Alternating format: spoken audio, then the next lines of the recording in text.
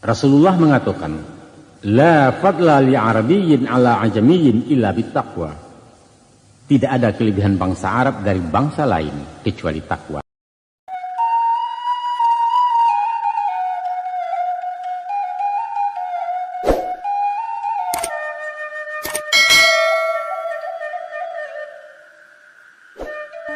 Dan ketiga, masyarakat Minangkabau dari dulu sampai kini tidak pernah mengklasifikasikan manusia. Tidak dikenal kasta-kasta yang membedakan martabat hino atau mulia.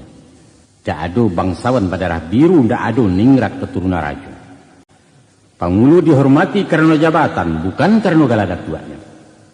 Itu pun ditinggikan hanya saranti yang jambo-jamboan, didahulukan cuma salangkah tungkai-tungkaian. Artinya sebatih menurut anggojo tangguh sepanjang wewenang yang diamanahkan kaumnya. Isu beliau mengulipah, kok camat alah pensiun tentara lah bebas tugas nyobalik jadi orang darai. Duduk semurandah tagak semu tinggi di masyarakat di negari. Nan dianjuang diamba-amba hanya nenek mama. Tapi anak bininya, dun sanak kamanatan atau konco palangkin sekalipun, tetap saja orang biasa. Tidak ada tampik nepotisme di Minangkabau. Bahkan pemimpin tauladan hanyalah nambah sifat memandikan kudo, tajun dahulu masuk air. Bukan cuma memandikan nanjang dan memerintah dari tapi.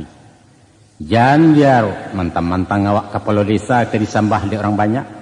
Tidak ada cerita rakyat kamu rungkuk-rungkuk membungkuk menanti titah dari beliau. No way, kata anak muda kini. Dalam forum batagak pengulu, sarumah orang lama hangguk tapi ada seorang anggota kaum yang manggeliang, maka itu namanya ranti yang pada tiap murewa kicau. Alun kata sisi karih dipinggang alun balewakan kanagari penobatan pun ditangguhkan. Mesti digilang dulu sampai bule, nan bulenya indak basagi sinala buliah digolongkan. Kok picaknya indak basudik barulah dapat dilayangkan, baik itu adek nembalaku. Barangkali ikulah biang demokrasi yang dipakai negara-negara modern masuk kini. Maka Islam pun datang membawa azas persamaan. Rasulullah mengatakan, la fadla li arabiyyin ala ajamiyyin illa bittaqwa. Tidak ada kelebihan bangsa Arab dari bangsa lain kecuali takwa. Tidak ada penganut kelas 2. Tidak pernah ada golongan elit dan istimewa dalam Islam. Sadonya sama. Sianan datang dahulu kamu saji, inyolah duduk di muka walau beliau tukar rumpi. Dalam menunaikan ibadah haji, sadonya diperlakukan sama.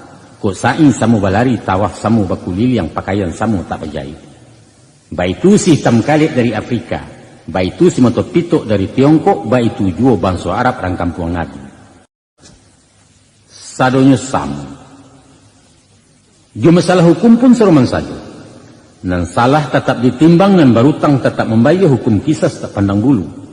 Sehingga Rasulullah sampai mengatakan, walau nan mencuri itu si Fatimah anak kandungku, pasti akan kupotong juga tangannya. Baik itu tegasnya persamaan hak dan kewajiban dalam Islam. Tentang hal persamaan Nabi pernah ditegur oleh Allah sehingga turun surah Abasa. Pasalnya dek Nabi tidak melayani tamu dari gurun seorang buto bernama Ummu Maktum. Waktu itu beliau sedang menerima tamu penting yaitu tokoh-tokoh masyarakat Quraisy sehingga kedatangan orang Badui itu kurang ditanggapi. Dalam surah Abasa ayat 1 sampai dengan 3 Allah Subhanahu wa taala berfirman, A'udzubillahi minasyaitonirrajim. Abasa wa tawalla an ja'ahul a'ma wa ma yudrika la'allahu yazakka. Dia Muhammad bermuka masam dan berpaling karena telah datang orang buta kepadanya. Tahukah engkau, barangkali saja ia ingin membersihkan diri dari dosa. Itu bunyinya ayat Al-Quran surah Abasa. Kini dua hukum semua. Sair yang bertukar jalan tujuan sama searah sayo balain sabuk mengkasui dan banajo. Itulah inyo adat nalaya di ranah Minang di syarak dan datang kemudian. Lah bapadu menjadi satu bak kuku laki kadagiang. Ada orang mengatakan bahwa adat Minangkabau sama sekali indak dimakan logika. Pepatah patitihnya tidak masuk akal. Katanya, hanyalah orang bodoh nambah guru dari alam sebab sifat alam itu statis, bukan dinamis sebagai daya yang mampu merangsang naluri manusia untuk bersikap kreatif. Lain kemungkin katanya, Lai mungkin menyuruh inge-inge nan diatih nan di bawah ke maimpo. Bukan ko hanya orang gilo na mengapiang janjang ke petana. Sia nang kepicayo kalau dikatakan nan tagang baleo-leo nang kandua badantiang-dantiang. Lah nyatu nan banyak na makan tampe tapi dikecekkannya duduk bersama balapang-lapang, duduk surang bersampit-sampit dan lain sebagainya. Apalagi kalau kadang adanya pantun pepatah nang ganji-ganji. Umpama jika dibalun sebalun kuku kalau dikambang seleba alam, walau sagadang bijo labu bumi jalangi ado di dalam. Mustahil. Atau si culiak batali banang tabang membawa paso-paso seperti ayah dalam pinang sinan bermain ikan rayo. Nonsen katanya. Apa? Iyo ndak masuk akal. Cuba ulang sultan berpikir. Ko alun yo tapi kia pikir-pikir sekali lain. Ko indak yo tapi kia kan tanda sultan kurang pikiran. Sase kurang memikir. Alun sana penengah. Ko angku satu sepandape. Maka angku lah samu bingung je baliau. Sebab aka nanado dalam batin indak menggari maranuangkan. Atau setidak-tidaknya sekolah angku randas tinggi SD. Karena anak SMP pandai membaca nanta surek, murid SMA lah bisa membaca nanta sirek, sedangkan mahasiswa pandai membaca nanta surwa. Kok kaya panjang sejangkau salah lawi ke diadam. Mungkin awak menjujai nanta pandai dikatakan pajak tak panggala. Mangalah kacau ke dipacah lah nyatu awak buruk muku. Adat Minangkabau itu justru mahaja orang berpikir, menyuruh cadia, menyuruh pandai mendidik umatnya mempergunakan akal rahmat Tuhan. Maka datanglah Islam mengabarkan peranan akal dalam hidup manusia, bahkan agama itu hanya untuk orang nan berakal. Ad-dinu liman akal, la dina liman la aklala. Agama itu untuk orang yang berakal, tidaklah agama bagi orang yang tidak berakal. Hadis riwayat Muslim. Banyak sekali ayat Quran dan hadis Nabi yang menyatakan bahwa akal adalah unsur pokok dalam kehidupan.